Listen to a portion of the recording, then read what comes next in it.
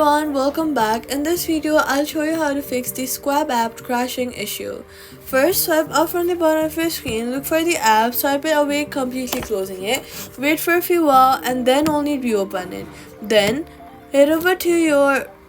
then restart your phone to clear memory and background processes that may be causing the crash.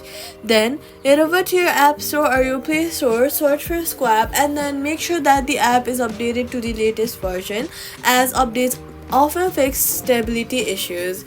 Then clear Apps Cache on Android to remove any temporary files that may be causing the problem.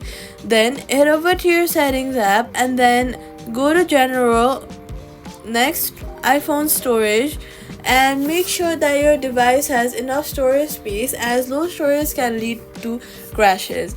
If the problem continues, long press on the app icon, remove app, then delete the app. After deleting it, go to the App Store, search for Schwab, and reinstall it again to get a fresh version. That's how you fix the Schwab app crashing issue. Subscribe for more.